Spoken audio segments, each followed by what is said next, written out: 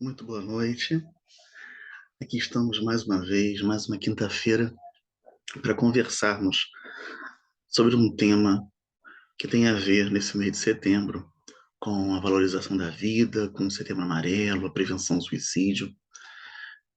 Eu sou Adriano Almeida, sou trabalhador do CERJ, trabalhador da Congregação Espírita Francisco de Paula, e hoje o nosso tema vai tratar da prevenção ao suicídio e a sexualidade.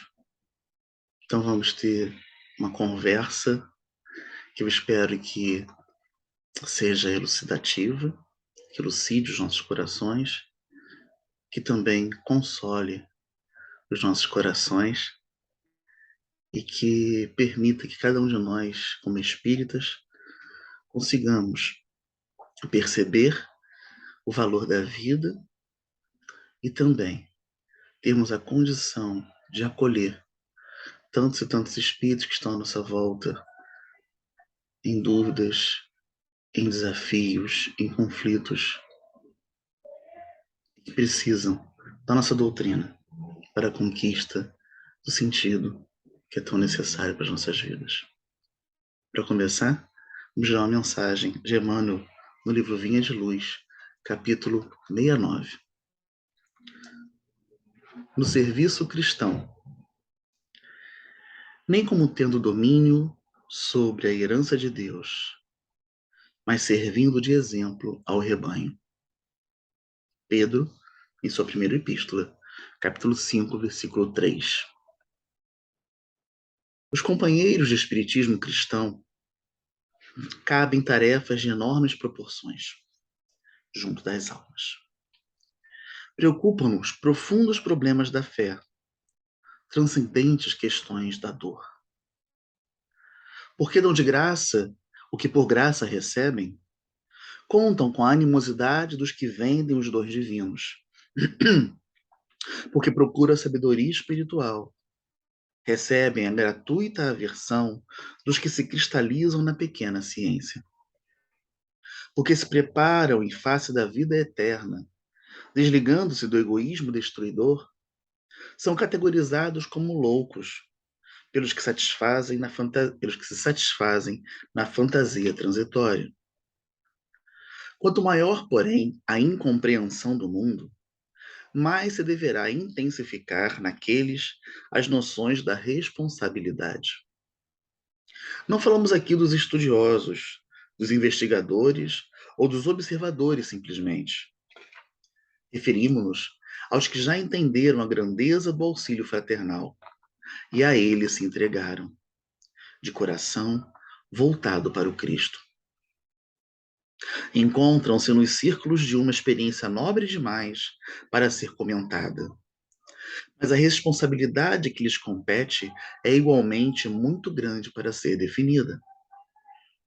A ti, pois, meu irmão, que guardas contigo os interesses de muitas almas, repito as palavras do grande apóstolo, para que jamais te envaideças, nem procedas como tendo domínio sobre a herança de Deus, mas servindo de exemplo ao rebanho. Jesus querido e amado, aqui estamos mais uma vez, reunidos em teu nome, Mestre querido, e acima de tudo em nome de Deus, para juntos refletirmos sobre mais um tema que permitirá a cada um de nós viver melhor. Abençoa nesse momento, querido Jesus, a tantos e quantos irmãos que estão em dúvidas sobre o sentido da sua vida, que estão em conflitos que os levam a refletir, a pensar, muitas vezes por impulso, de forma desesperada, caminhar por ideias e por atos que atentem contra a sua própria vida. Que possamos, Jesus querido, se estamos nessa situação, envolvidos pelo teu amor nessa noite, possamos pausar, refletir e buscar um pouco mais. Se temos, querido Jesus, ao nosso lado, irmãos, companheiros, familiares, amigos, vivenciando tais conflitos, que possamos, querido Jesus, ser o abraço, amigo, fraterno e amoroso, que significará para este irmão, confia, para que todos juntos possamos seguir adiante, construindo a nossa jornada de conquista da felicidade futura. Obrigado, Jesus.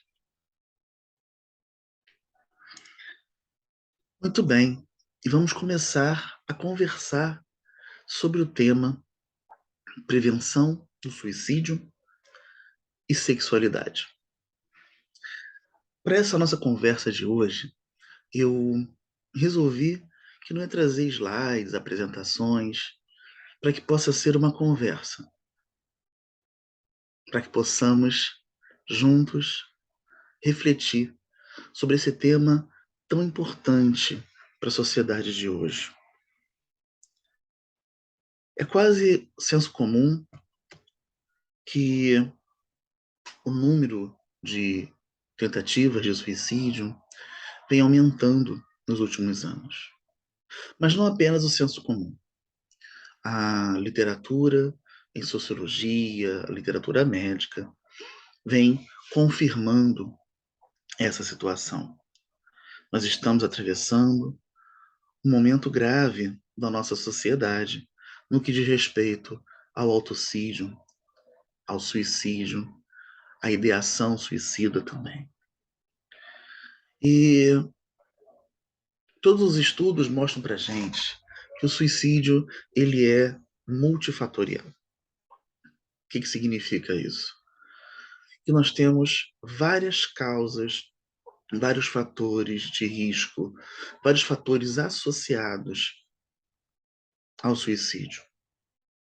Então, é difícil nós dizermos de forma clara que este ou aquele fator é o fator que leva o indivíduo a pensar no final da sua vida, em exterminar a sua vida. É difícil localizar apenas um ponto, um fator que esteja relacionado à tentativa de suicídio, porque são muitos, são muitos. Por isso, nós estamos no SERJ tendo a cada semana um tema diferente, todos relacionados à temática do suicídio, justamente por conta dessa multifatorialidade. Mas algumas coisas, alguns itens são marcantes na pesquisa do tema do suicídio. E o capítulo da sexualidade, ou se nós preferirmos falar das sexualidades, é um capítulo importante quando tratamos do suicídio. Já há muitos anos que a literatura médica nos fala da relação entre sexualidade e suicídio. Já há bastante tempo há pesquisas de mestrado, de doutorado, tentando entender esse fenômeno que é tabu, que é o fenômeno do próprio suicídio. Não se fala, não se trata desse tema, termina-se restringindo as conversas sobre isso a momentos como esse do mês de setembro, mas é um tema que está presente diariamente. Diariamente. Nós temos centenas, milhares de pessoas em todo o mundo que tentam o suicídio. Fora as milhares de pessoas que neste momento estão pensando sobre a possibilidade de encerrar a sua própria vida. É o que nós chamamos de ideação suicida. Assim, é necessário então que a gente busque conversar mais sobre esse tema. E aí nós temos o tema suicídio, que é um tema tabu, associado a um outro tema tabu, que é a própria sexualidade. E quando nós falamos sobre suicídio e sexualidade, nós vamos ter dois temas que a gente vai conversar um pouco essa noite, que estão relacionados à questão do suicídio. Um tema é o que nós podemos chamar de machismo estrutural, ou a visão machista que a nossa sociedade traz por conta de uma masculinidade adoentada. Então, os significados, os símbolos do que é ser masculino, do que é ser homem na nossa sociedade, muitas vezes é motivo, por ser uma visão equivocada da sexualidade em relação ao masculino, se torna a causa de ideação e de tentativa de suicídio. Vamos falar sobre ela, mas mesmo quando nós falamos de masculinidade, mesmo quando nós falamos da ideia do que é ser masculino, nós vamos encontrar, associado a isso, uma segunda categoria do tema sexualidade, que está relacionado ao suicídio, e essa, hoje em dia, de conhecimento mais amplo, que é quando nós falamos da LGBTfobia, quando nós falamos do maior número de tentativas de suicídio na população da comunidade LGBTQIAPN+. Então, nós temos dois temas que estão extremamente interrelacionados, que são as masculinidades e a comunidade da expressão LGBTQIAPN+, e suicídio. Em relação à masculinidade, nós sabemos que não só no Brasil, mas em todo o mundo, o gênero masculino está muito mais relacionado ao suicídio do que o gênero feminino. A Organização Mundial de Saúde, as pesquisas no Brasil, mostram que o número de óbitos por suicídio é de 3 a 4 vezes maior entre os homens.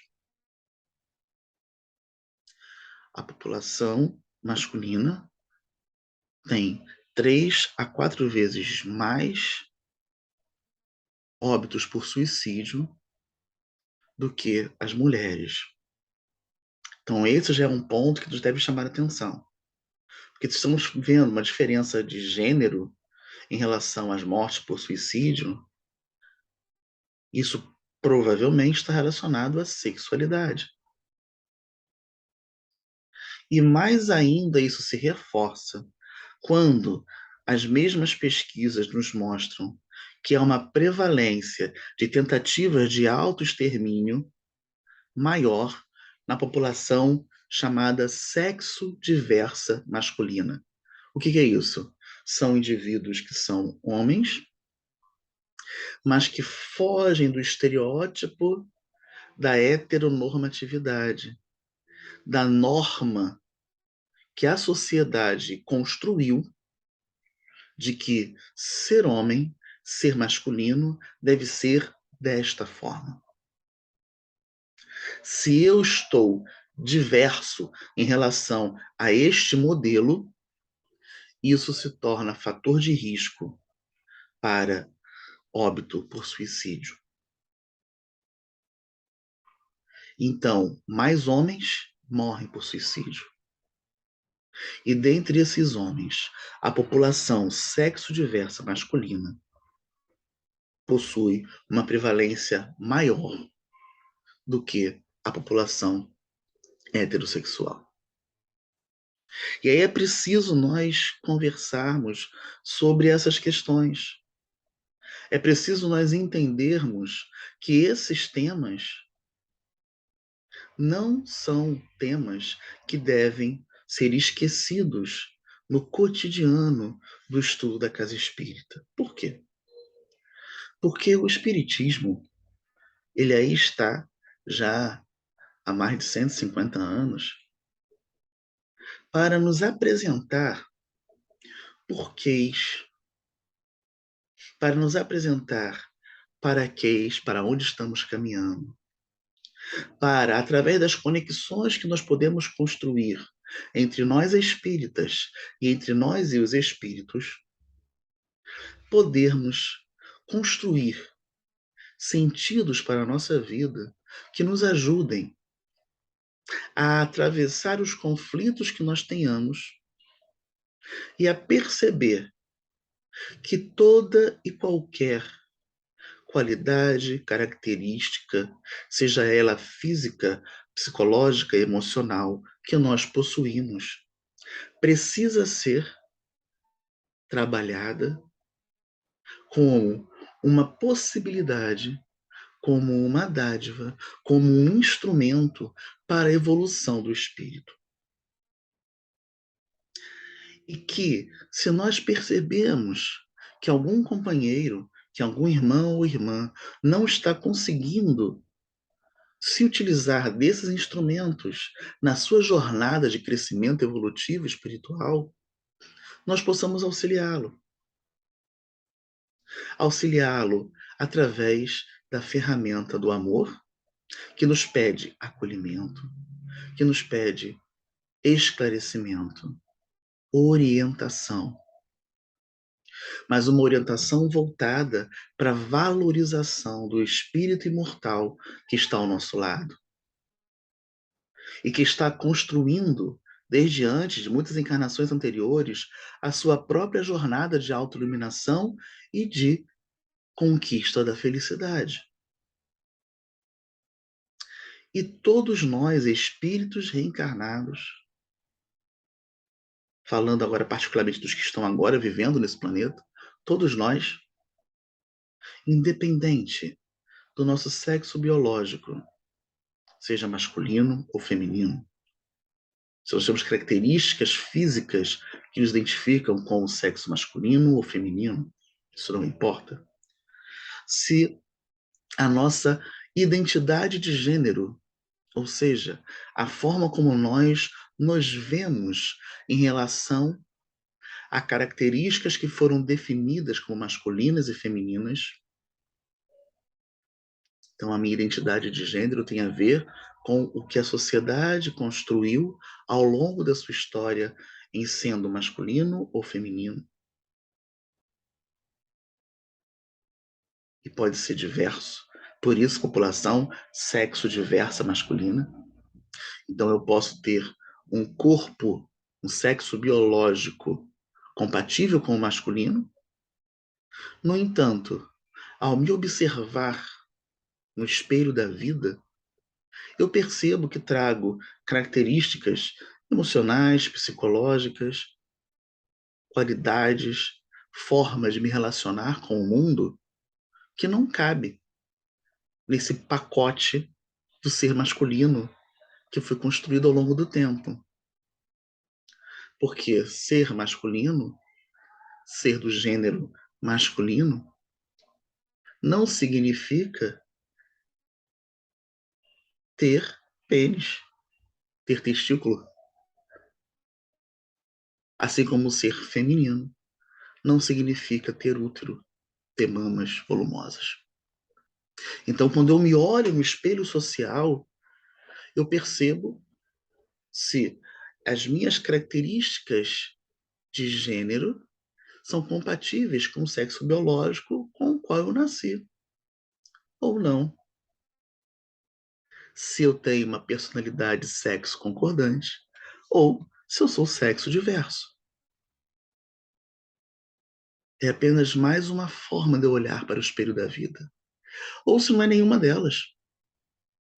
Eu posso me olhar e não me identificar necessariamente com uma ou com outra.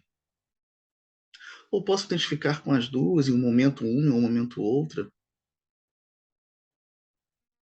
E isso cabe a cada um a cada espírito, dentro do seu processo de conquista, de construção da sua individualidade, espírito imortal que é. E os conflitos que surgem dessa identificação que o indivíduo precisa organizar ao longo da sua encarnação para dar conta das suas tarefas reencarnatórias, podem e devem ser abraçados e acolhidos pela casa espírita. Podem e devem ser acolhidos pelo evangelizador, pelo trabalhador, pelo acolhimento, atendimento fraterno da casa espírita, pelo dirigente espírita, porque a doutrina espírita apresenta não apenas explicações, mas apresenta uma lógica, que é a lógica da reencarnação. Nós temos na própria codificação as respostas necessárias para entender a base do conflito e para que nós possamos sair mais fortes desse conflito, para conseguirmos, para continuarmos a construir a nossa jornada evolutiva.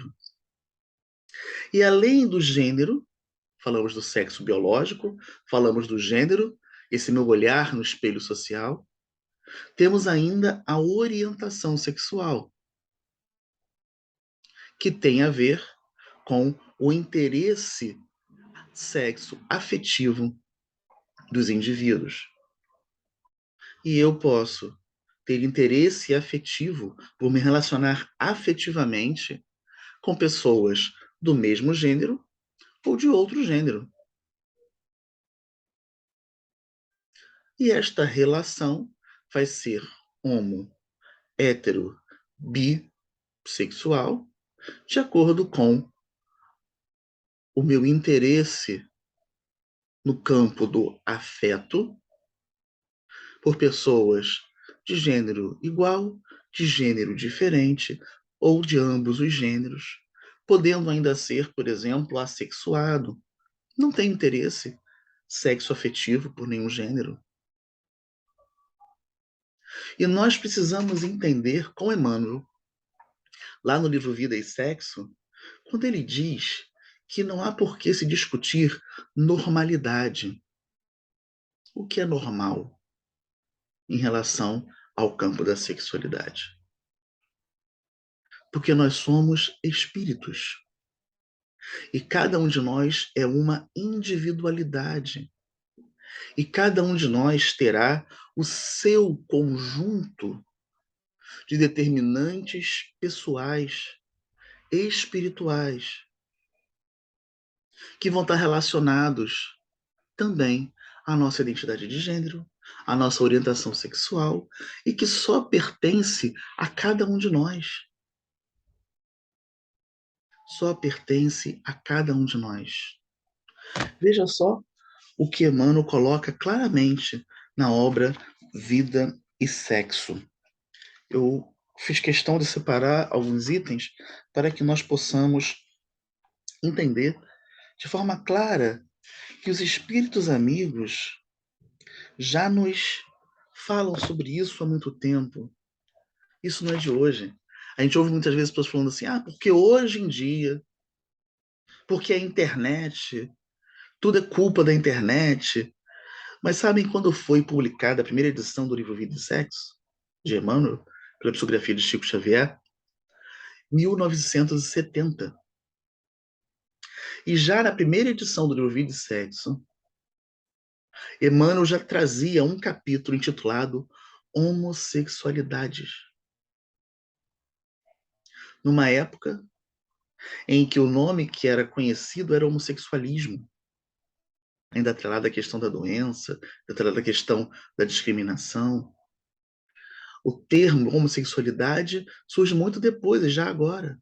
Mas desde 1970, a obra de Emmanuel já trata desse tema como homossexualidade.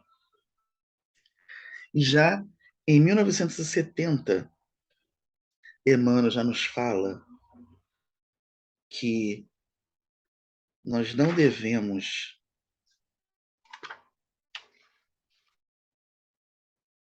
aqui,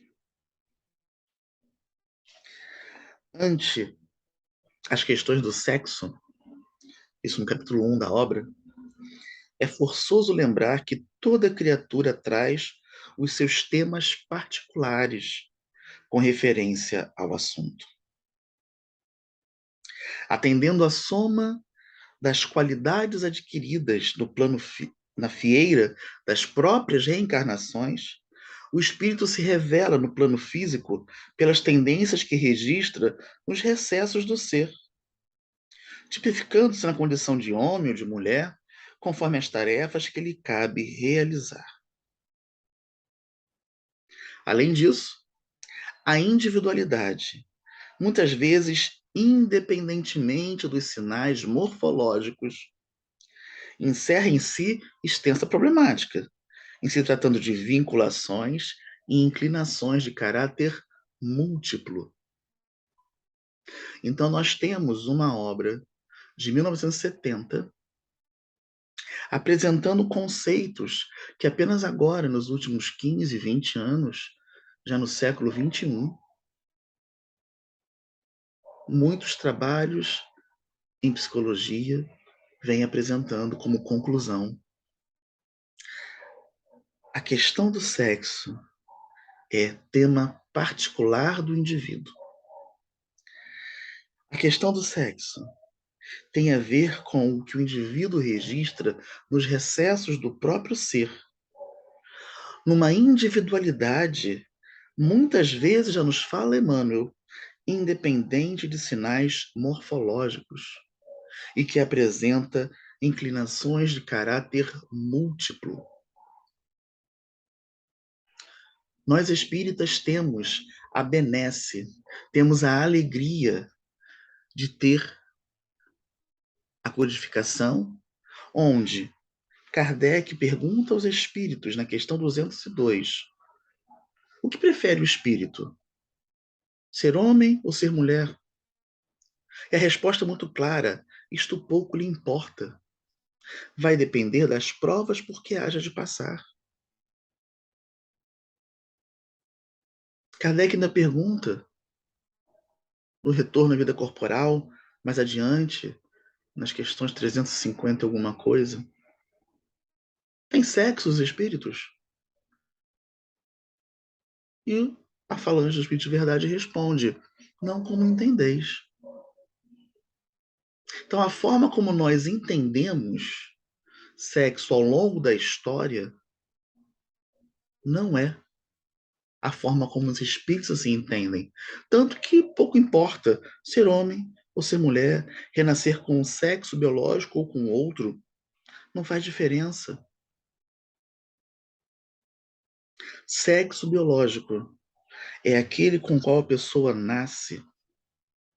O que define o gênero é a questão do espelho social. É como eu me apresento no conjunto de qualidades relacionadas ao pacote que nós, sociedade, criamos, do que é masculino ou do que é feminino. Não existe qualquer respaldo científico que nos permita dizer que há uma norma do que deve ser o normal, do que deve ser o correto. Não existe isso. Porque, como vimos, desde Emmanuel, em 1970, ele já fala inclinações de caráter múltiplo. Inclinações de caráter múltiplo. Assim, quando nós vamos estudar sobre a questão do suicídio relacionado com a sexualidade, o primeiro ponto é nós entendermos de que sexualidade estamos falando. Estamos falando sobre algo extremamente complexo, se tentarmos descrever, se tentarmos pesquisar, se tentarmos analisar a sexualidade ou as sexualidades humanas. Mas, ao mesmo tempo, algo extremamente simples, porque diz respeito apenas ao próprio indivíduo na sua jornada de construção íntima interior, na sua jornada em busca da sua própria felicidade. A autora Clara Lila Gonzalez de Araújo, uma companheira espírita paulista e que trabalha no Rio Grande do Sul, ela tem um trabalho grande relacionado ao SAPSE e também à formação do EGE, na Federação Espírita Brasileira.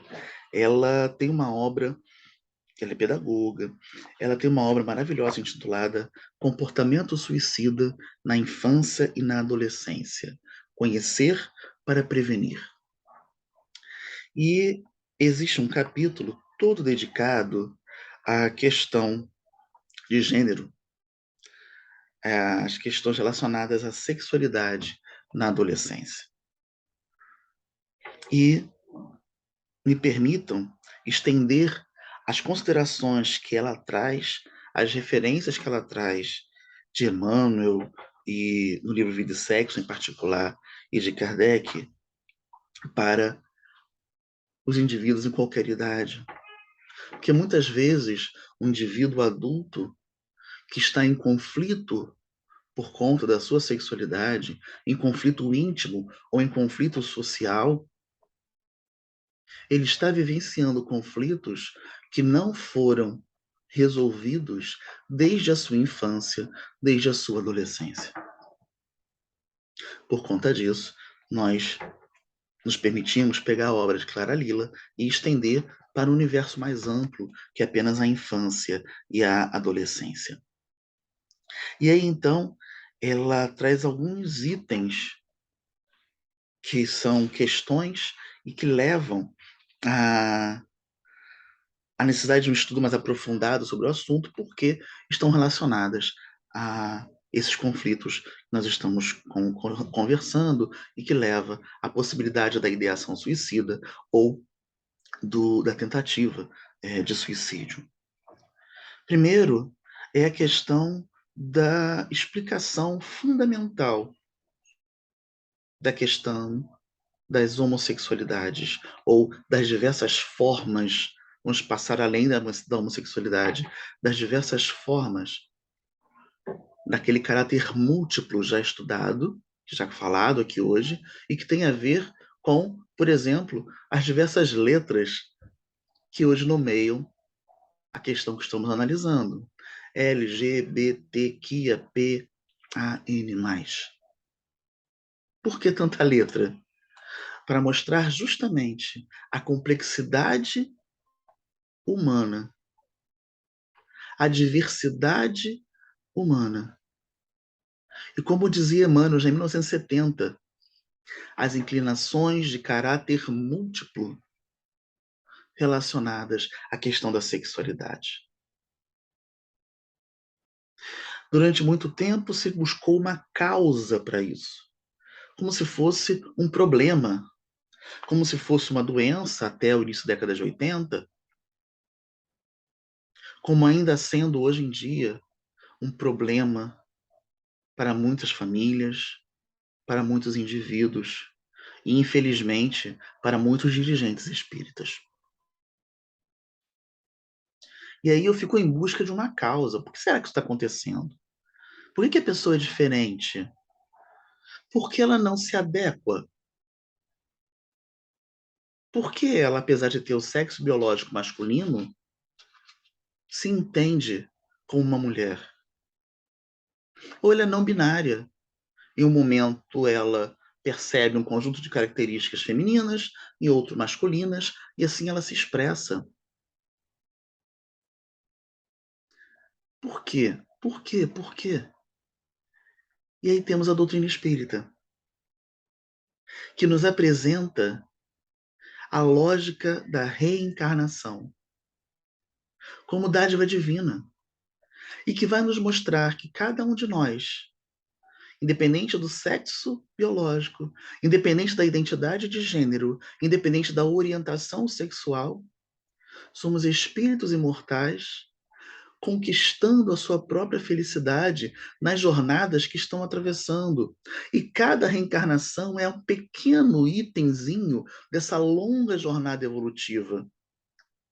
Então, se hoje eu necessito vivenciar experiências, eu necessito caminhar por um estado masculino, cis, heterossexual, não significa que na encarnação passada foi assim, nem que na encarnação seguinte será assim. Significa que neste momento, esse é o estado necessário para que eu busque os objetivos que eu desenhei com espiritualidade maior para esta reencarnação. Se eu, nesta encarnação, me reconheço como do sexo feminino, trans,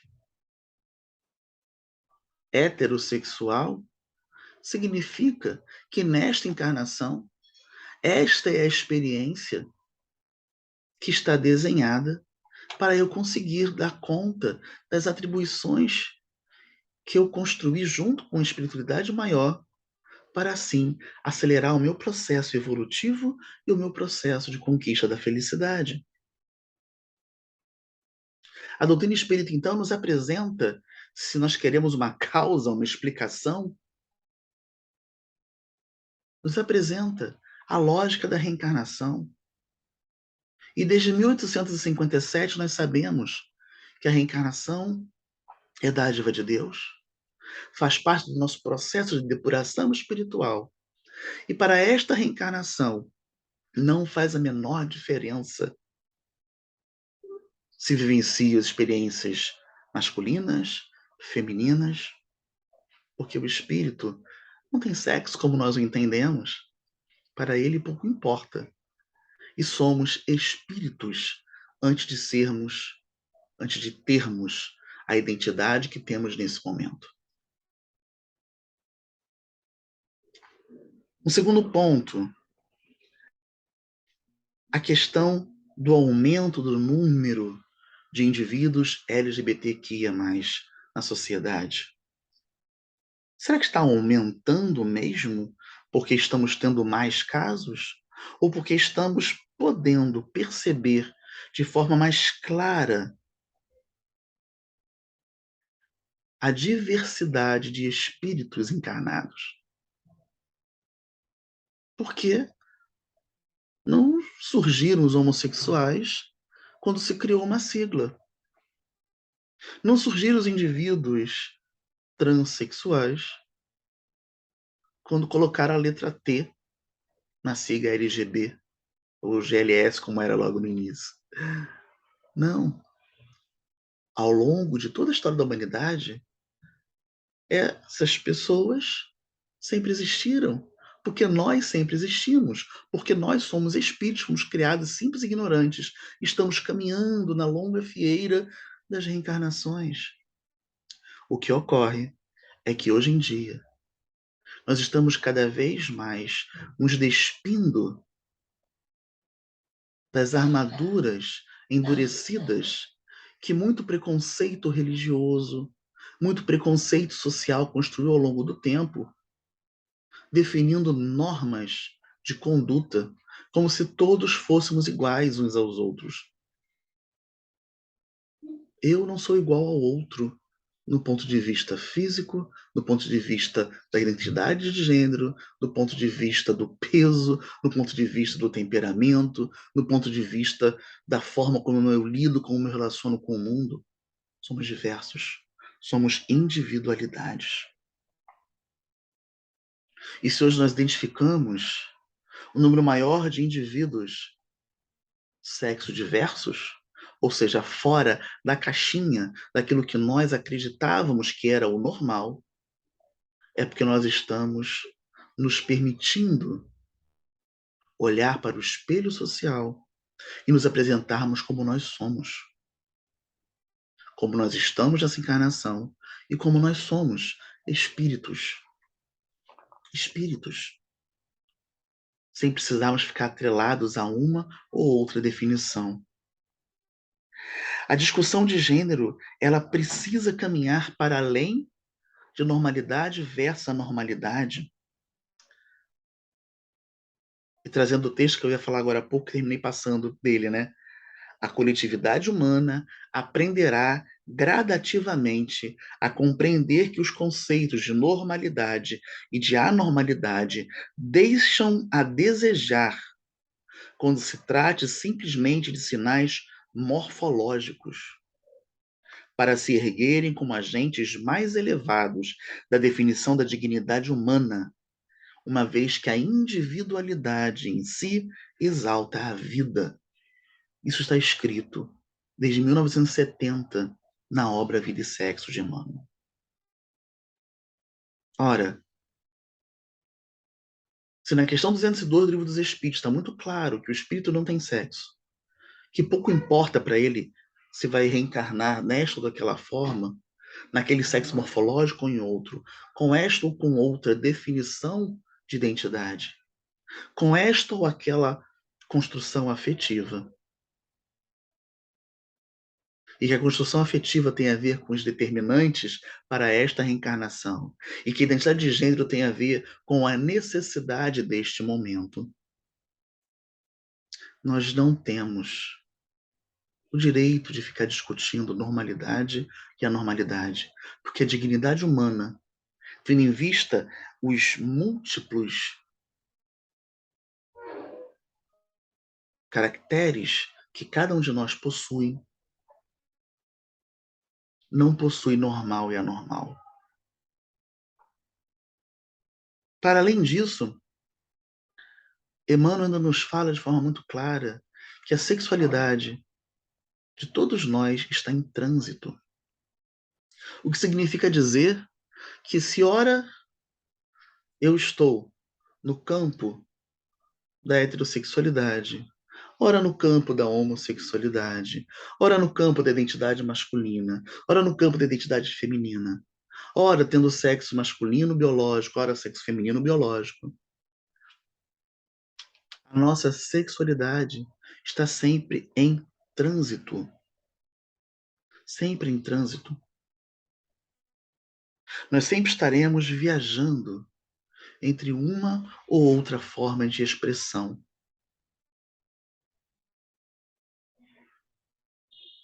E assim, nós vamos caminhando na longa jornada de construção de felicidade.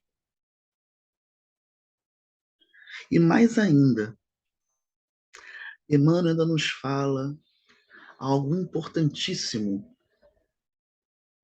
e que vai de encontro, não ao encontro, vai de encontro ao que nós ouvimos muitas vezes alguns companheiros espíritas falarem. A gente ouve muitas vezes pessoas dizendo que um indivíduo que se encontra nessa encarnação com a característica, com a orientação homossexual, está assim porque está atravessando uma expiação ou uma prova. Ele precisa atravessar esta encarnação e provar que ele pode viver desta ou daquela maneira. Provar para quem? Primeira questão. E aí Emmanuel nos fala claramente que a homossexualidade não se restringe a expiações provacionais. Sim, escreve Emmanuel. Em muitos outros casos, espíritos cultos e sensíveis, aspirando realizar tarefas específicas na elevação de agrupamentos humanos e, consequentemente, na elevação de si próprios, rogam dos instrutores da vida maior que os assistem à própria internação no campo físico, em vestimenta carnal oposta à estrutura psicológica pela qual transitoriamente se definem. Então, a vivência em identidade sexo-diversa, a vivência em orientação sexo-diversa, pode ser solicitada pelos espíritos como um quadro de missão. É necessário para aquele espírito, naquele momento, naquela encarnação, tal corpo de vivência nessa encarnação, para que ele dê conta da elevação de tarefas específicas na elevação de agrupamentos humanos, ou mesmo da sua própria elevação. Homossexualidade, transexualidade e qualquer outra definição e determinação e denominação dentro da extensa comunidade LGBTQIAPN+, não é necessariamente prova ou expiação. Pode ser também, nesse momento, uma missão. E aí, quando nós estamos falando no Setembro Amarelo, no mês de prevenção ao suicídio, nós precisamos entender, por isso essa conversa longa sobre sexualidades, precisamos entender que não cabe a transfobia, não cabe a homofobia, não cabe a LGBTfobia de uma forma mais ampla, que é, sim, uma das principais causas da maior prevalência de suicídios nessa população. Primeiro, porque nós temos essa norma heterossexual, chamada de heteronormatividade. É necessário ser hétero.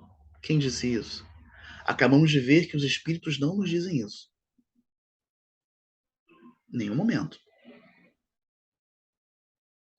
Logo, nós já entendemos, enquanto espíritas, que essa norma não cabe. É necessário que o homem seja homem, ou seja, masculinidade tóxica, machismo estrutural. São causas de suicídio. Por quê? Porque nós vivemos imersos na convivência, na vivência social. E se a criança, o adolescente e o adulto não percebem ou não se percebem inseridos numa norma social, inseridos num modelo construído pelos homens ao longo da história da sociedade, isso gera um natural conflito. Porque isso termina caminhando para aquela discussão de anormalidade versus normalidade. Então, um entendimento equivocado dos porquês, do porquê nesta encarnação eu estou vivendo determinada identidade, em determinado sexo biológico, sob determinada orientação sexual, gera um conflito fundamental para o indivíduo. Porque essas são as primeiras formas de se expressar frente à humanidade. Tanto que nós vemos por aí os diversos chás de revelação, que hoje em dia alcançaram níveis estratosféricos para saber se o filho é menino ou menina. Presos a uma cor verde, a uma cor azul ou rosa, tá vendo? Falei até em cor diferente, né? Porque nós temos uma construção social de que meninos usam azul e meninas usam rosa.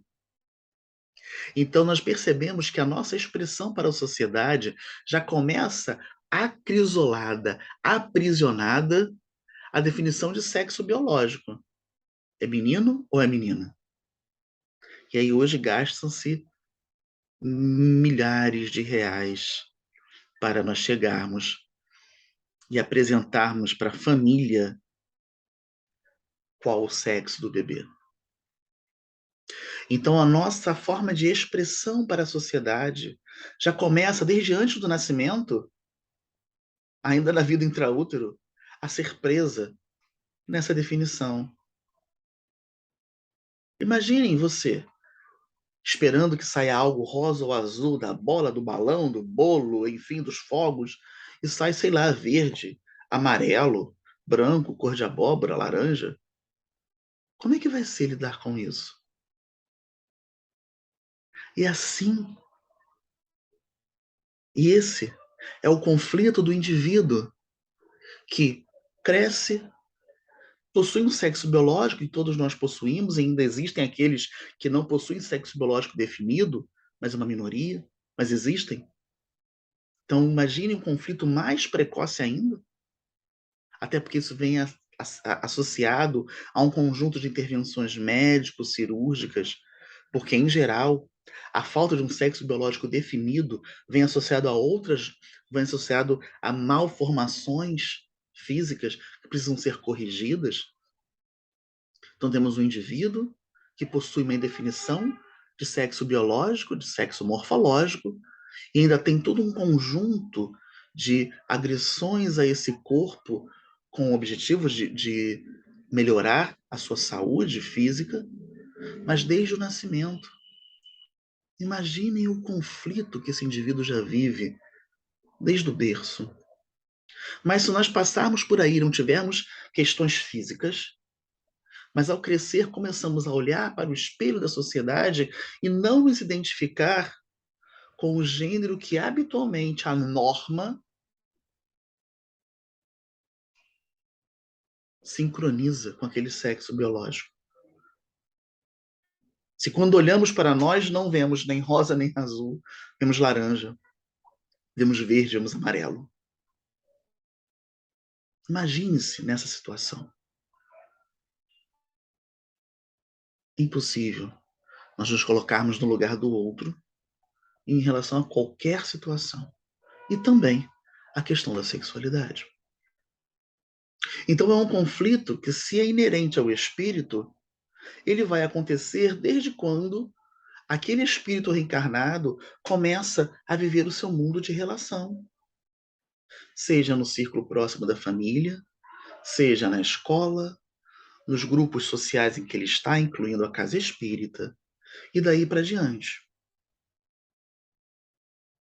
E a primeira pergunta que esse espírito encarnado vai fazer será: por quê? Por quê? E nós espíritas temos a resposta, já conversamos sobre ela há pouco atrás. A reencarnação. Os espíritos nos falam que a reencarnação está aí para que nós nos tornemos felizes. E que não importa para o espírito encarnar nesta ou naquela situação. O que importa é que ele esteja vivendo uma situação nesta reencarnação que será a melhor para que ele atinja a sua construção de felicidade. E ponto. E em nenhum momento está escrito no livro dos Espíritos que o espírito precisa reencarnar como homem, como mulher, para que ele seja masculino ou feminino, para que ele seja hétero ou para que ele seja heterossexual, ou seja, tenha orientação afetiva com pessoas do gênero oposto. Em nenhum lugar está escrito isso. Não da forma como muitos leem. Então, esse conflito, ele é natural. E aí tem um psicólogo, Luiz Mott, que traz uma frase que eu acho muito, muito importante. Ele diz o seguinte, que o grito é a primeira arma de todo oprimido. O grito é a primeira arma de todo oprimido, fala Luiz Motti. Ele é antropólogo, não é psicólogo, perdão. Ele é antropólogo e diz pra gente, né, que o grito é a primeira arma de todo oprimido. No entanto, no entanto, gritar para quem e gritar para onde? Se eu estou inserido numa sociedade extremamente preconceituosa, porque vive uma dicotomia, a normalidade versus normalidade, que é ilusória, que não atende às necessidades do espírito. Para quem ele vai gritar? Sim, é a primeira arma dele. Mas se ele não encontra eco, acolhimento, se ele não encontra o abraço nos próprios pais, na sua família, para onde ele vai gritar? Ou se até encontra na família, ao dar um passo para fora de casa, ele não encontra esse acolhimento fora dos muros da sua casa. Para onde ele vai gritar? Ele está sendo oprimido. Oprimido porque não pode se dizer qual a sua identidade real, porque está preso na dicotomia masculino-feminino, está preso no rosa e no azul. Oprimido porque mesmo que ele se identifique num gênero compatível com o sexo biológico, ele seja um indivíduo cis, ele pode ter uma orientação sexual, ou seja, um olhar sexoafetivo para pessoas do mesmo gênero que ele. E isso fere a heteronormatividade social. Logo, oprimido também. E como que ele vai gritar, usar a sua arma primeira, se ele não encontra espaços para onde esse grito pode ser direcionado? Aí surge então o que um autor chamado Baer constrói num artigo muito bom na revista de Psicologia Clínica de 2020, onde ele fala onde fala sobre o comportamento suicida em mulheres de distintas sexualidades. Ele analisa as mulheres. Violências silenciadas. Ele vai falar das violências silenciadas. No caso da pesquisa de Baer e de Zanello, experiências de violências silenciadas em relação à mulher. Mas nós temos também a violência silenciada em relação aos homens, independente da identidade de gênero ou da orientação sexual que possuam. Porque muitas vezes, repetimos, não tem para onde gritar. Se o grito é a primeira arma do oprimido, e se ele está jogado num ambiente onde ele não tem para onde gritar, não tem para onde direcionar o pedido de ajuda para que ele consiga entender um porquê muito simples, que é a lógica da reencarnação, ele já está vivendo a primeira violência silenciada. E uma violência que é gerada por uma sociedade que construiu ao longo da sua história um critério de normalidade que não cabe para o espírito imortal. E aí aquele conflito que se inicia na infância se intensifica na adolescência, que é quando surge a necessidade da expansão do seu núcleo, que até então era na casa, na família, na escola, mas agora isso caminha para ambientes maiores, até porque surge de forma mais intensa a questão da sexoafetividade. E o conflito se aprofunda também, porque nesse momento, nós sabemos, pelo que nos falam os espíritos, o livro dos espíritos, no momento da adolescência, da puberdade, o espírito passa a se tornar mais senhor de si mesmo. Porque aí então ele reassume as rédeas do seu processo de educação, autoeducação e crescimento, que até então, durante a infância, tinha as impressões da família a todo lado. Então, se nós não conseguirmos dar conta desse acolhimento e da orientação necessária na educação para a sexualidade, na infância e depois na adolescência, nós teremos adultos em conflito permanente com a sua própria identidade.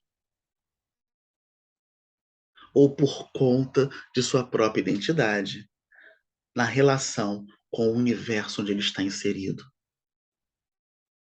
E aí, se esse nosso irmão, se essa nossa irmã estão vivenciando um conflito decorrente de vários anos, de várias décadas, tem um grito amarrado, silenciado na sua garganta, não tem para onde gritar, tem a sua violência silenciada,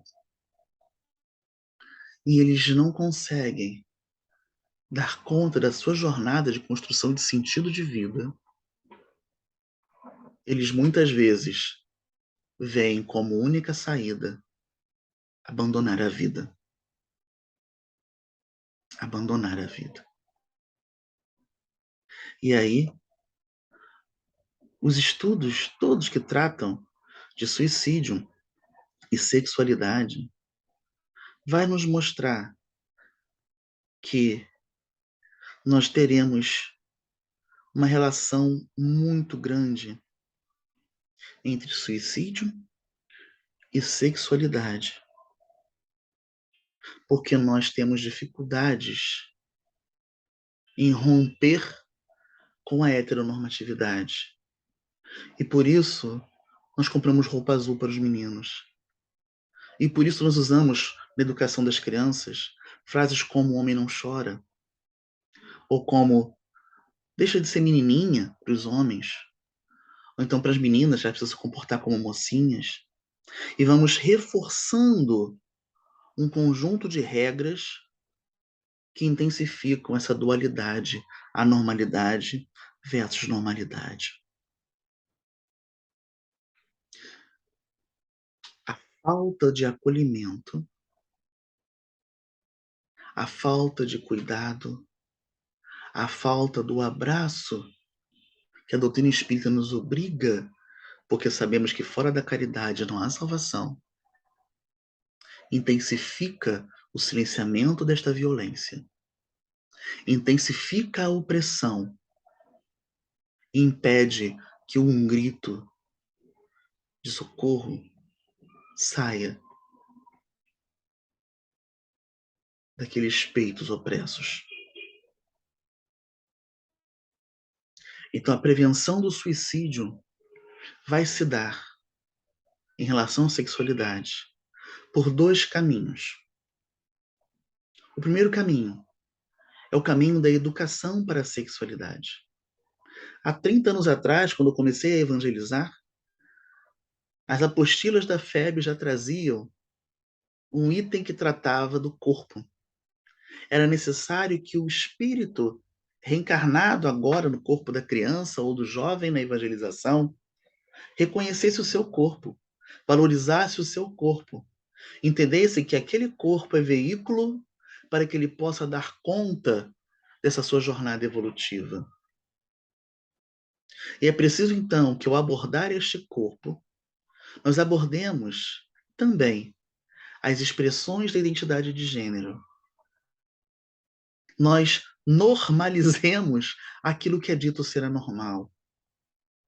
Nós possamos acolher as diversas identidades, possamos acolher as diversas orientações, porque nós vamos abrir canal para que o grito não fique aprisionado na garganta. E mais do que isso, vamos abrir canal de educação para que este espírito se sinta senhor de si mesmo, independente das características que ele possua na sua relação com o mundo dentro do capítulo da sexualidade. Vai permitir que ele não se violente. E mais do que isso, vai fortalecê-lo, vai fortalecer a sua resiliência para que ele consiga enfrentar, senhor de si, que agora ele é, uma sociedade heteronormativa, estruturalmente machista e masculina. E ele vai saber que se ele sair pelas portas da casa espírita e encontrar o preconceito, ele pode retornar, que ele terá quem o acolha, o abrace e o fortaleça. E vai entender que nesta doutrina dos espíritos, ele encontra sentidos e significados para que ele possa seguir feliz, construindo a sua jornada de puro espírito. Então, o primeiro ponto é educação para a sexualidade. Temos que educar crianças, jovens e adultos para que eles possam entender que desde 1970 Emmanuel já nos fala que não cabe discutir normalidade e anormalidade. Já nos explica claramente que tudo está relacionado à questão da reencarnação. Que temos lá desde o Livro dos Espíritos a explicação necessária de que não temos que ser deste ou daquele jeito. Temos que ser do nosso jeito, para que assim possamos ser felizes. E o segundo fator de proteção do suicídio, primeiro é a educação, que vai permitir com que o conflito não se instale, ou que ele seja resolvido ao longo do tempo. E para que isso aconteça, além do processo de educação, eu preciso do segundo fator, que é o fator do acolhimento. Acolher. Trazer para o colo. Sentar junto. Fazer com que o outro perceba em você alguém em quem ele pode confiar, alguém que pode auxiliá-lo a entender e a solver um conflito que é desnecessário, porque surge de uma visão social equivocada. Se você, companheiro, é pai, mãe, tio, primo, avô, avó, se você é amigo ou amiga, ou amigue, se você é evangelizador, professor, educador, se você é médico, se você é secretário, se você é você, saiba que você pode trabalhar pela prevenção do suicídio relacionado à sexualidade. Primeiro, educando. Educando para a sexualidade. E o primeiro ponto da educação para a sexualidade é reconhecer que há sexualidades, que há múltiplas possibilidades diretamente relacionadas às múltiplas características e à individualidade de cada espírito.